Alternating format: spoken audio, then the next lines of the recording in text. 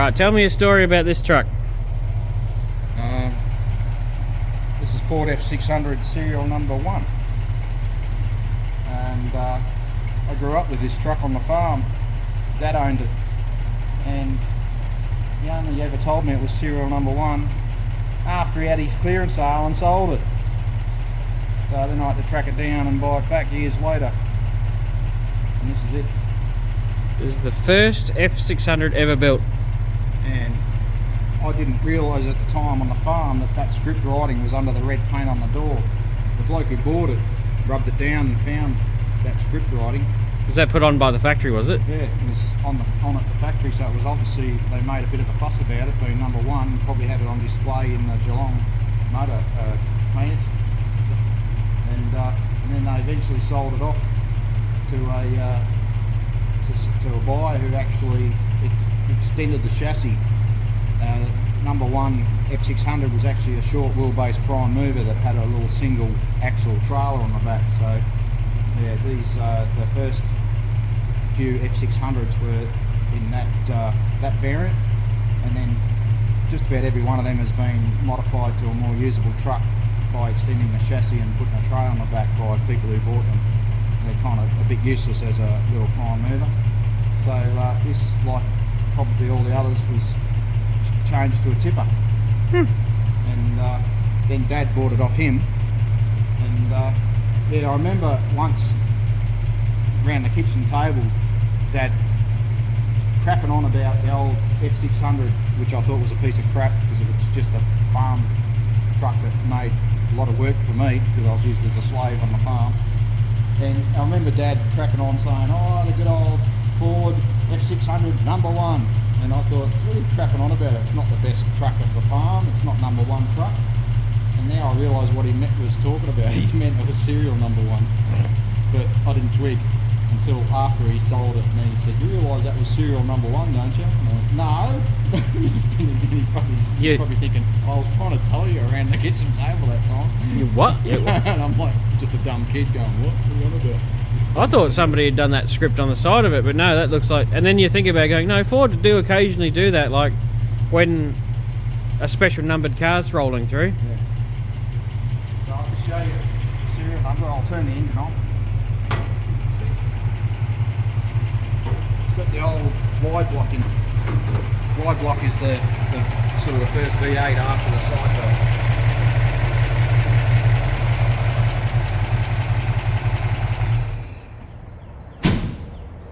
Here, zoom in on the centre top one where it says serial number.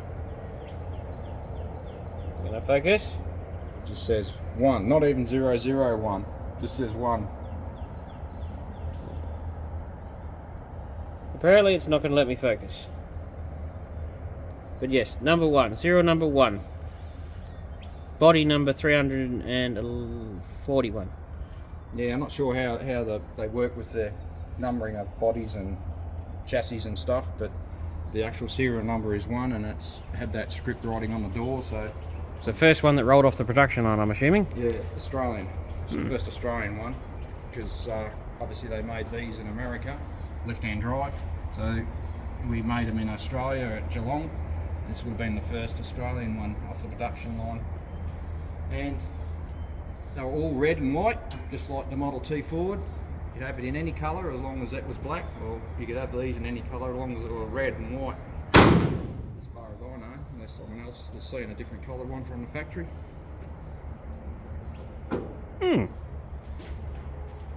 It's actually in rather good condition.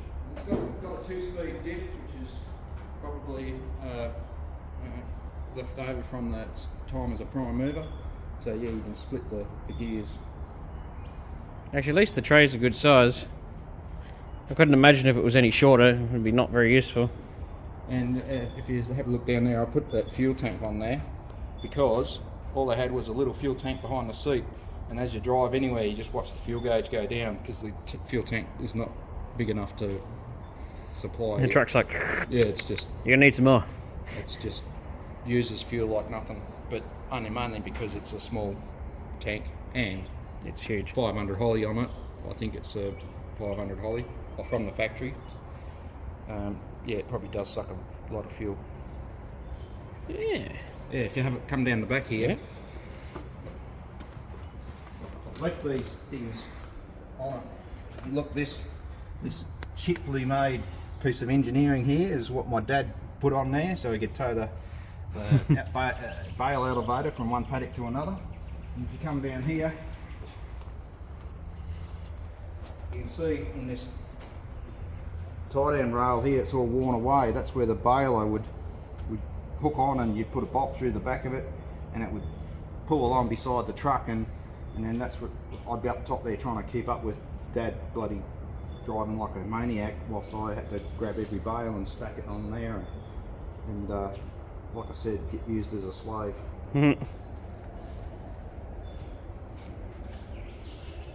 I used to drive this to the silo with the wheat bin on the back. It had a horse crate. We'd go to the horse shows with Dad. Bales of hay, like I said, sheaf hay as well. We have to load them with a pitchfork, and bales of wool, and actually went down to Geelong where the wool was sold, and plenty of wood was carted on this as well. Posts, fencing posts, even firewood. And I remember Dad moving a lot of dirt with it as well, even though it's got no sides. He used to pile it up and tip it off with the old Ford. It's not still a tipper, is it? It is still a tipper, but I don't use it as a tipper, so because I've tied down the front so it doesn't rock. I'll put the tie downs there so it doesn't rock as you're driving. Open sesame. Door trims. You don't get door trims in this thing. It's pretty flash, isn't it? Yeah, it needs a clean. Still got the original stickers and things on the dash. Original crack in the speedo glass. Oh, it's got the 2-speed diff. Switch is the same as the Mad Max Supercharger switch. Mad Max Supercharger switch. Those people who like Mad Max, the blower switch is out of a truck. And yeah, it's got a bit of styling about it. Interestingly, it's got, from as far as I know, from factory, this antenna out here, all fitted on and sloping forward like the rest of the cab, but there's no radio in it, so it was only there for styling. Yeah, Dad, turn on the radio. La la la la. And because it came with no Side steps. what do you call them? The side steps. I guess they're called side steps. Oh, there is another word for them. I had to make this up so I could climb in and out of it a lot easier, because It's not exactly close to the ground. it's bloody high. Yeah. 6 ton. Gross 17. You can't carry that much, can it? It's all up. Like, well, we can make it carry all sorts of stuff. Talk about a hard-working truck. Now it gets to live out its life relaxing. I thought this video was quite a neat little one. I might put this up on its own as a bit of a special thing, because it is a Ford thing and people like Fords. Yeah, it's pretty neat. And it's all, you know, it's got some good company. Another red Ford down the end there. The old monkey face Blitz. Yeah. Zoom in. Yeah. 2 style of Blitz trucks. Chev and a Ford. It's amazing that you'd have 2 trucks from 2 different companies and they can come out be identical. Yeah. Obviously that's a monkey face Blitz and the other one's a Chev Blitz, but like Ford and Chev both made those normal style Blitz trucks and they're all the same. One's a 12 cab, one's a 13 cab, but yeah, the Ford 13s and the Chev 13s were very similar. Same with the Ford 12s and the Ford and the Chev 12s. They were very similar. I got a Chev 12 cab just down the driveway. I quite like that Dodge truck there actually. It's a good looking truck. I assume that's original paint.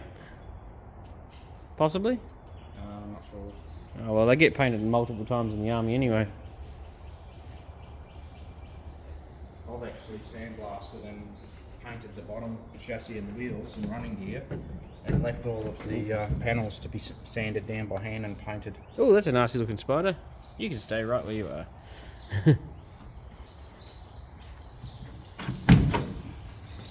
It's actually in really good condition.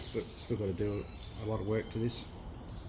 Put a seat and everything in it. Oh, that was why the door didn't open. Yeah, it's got a roof hatch, so I'm going to put a seat that you can actually fold down and stand on.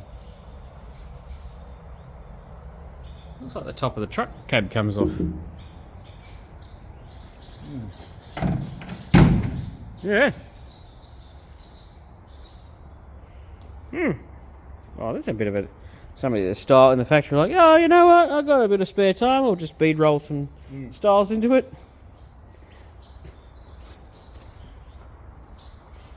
Well, while we're here, might as well roll down the side. These are a fairly rare tractor, aren't they? Yeah, the old James one. Yeah, I think it's a Mark II. The Mark I had a lot of spring gun carrier part components on it, and I think I've been told that the steering box is a Chev Blitz steering box. Yeah, it's a Chev Blitz one. So they used a lot of what they had in Australia to make these Australian chain tractors. They're like a bit of a parts bin tractor, just whatever's going. Yeah. Any closer, they'd be married. Notice your more stereotypical Blitz truck. Yeah, the 13 cab. I don't know, people seem to rave about them, but I don't know. I like the look of them better, but they're a crap truck to try and drive and maintain and work on, but there's no room for your feet. That's why they actually went from the 12 cab to the 13 cab, just to make it more usable. Well, actually, if you look at the cab is significantly bigger on this. Yeah. Yeah, you smash your elbow trying to turn the wheel in that one. It's how close the door is to the steering wheel. You didn't want fingers, did you? Nah. And there's no room for your feet to operate the clutch and brake and accelerator. Of course, I just walked through a spider web, didn't I? I wonder if we can look down and the camera will pick it up. Oh my god! Let's get the camera past that. Yeah, couldn't you? Better not have any big boots. Somebody's done some rust repairs. Crap work, I didn't do it. This is in here to be actually pulled apart, to be used as parts, and the reason it's in the shed is to protect that nice tray. That's the only thing I'm looking after, keeping it out of the weather. The truck itself is shitfully done. Yeah, I was going to say, that's full of bog. Full of bog. Rust repairs are... You can see. Yeah, it just looks like they've done the outside, but they haven't worried about the inside at all. And that's just a piece of tin. It's not even a heavy-duty guard bumper. When I was at that big wrecking yard in Adelaide, before they shut, there was a couple of Blitz trucks in there, and one of them had the most immaculate, straight, original bar on the front of it. It wasn't bent even slightly. Yeah, that's a rarity. I almost thought about buying it. I didn't have any tools on me. Yeah, should have got it just for the bumper. I actually have had them made, and it's hard to get them made because you can't buy that Particular profile. Yeah, that thickness. I think you can actually, and you've got to get it sliced down. It comes wider, so then you've got to get it sliced down. I can't remember how. It's been so long since I got mine made. But yeah, they had to put it in a laser cutter and do something. I think it was slice it down. And tanks. I love tanks. Clearly. You got a Stewart turret, a Staghound turret, a Lee turret, and a Grant turret. And if you say Grant, you get a backhand. Yeah. Yeah. Alright, I think that'll round out a nice little video. Yeah, you're going back to tanks again. Yeah, well, I mean, you know, I do like trucks, I've just never had one. So I've never had an experience. Oh, that's the pistol port that guy wants. That's a shame. Anyway, I'll round it out. I hope you guys like this video.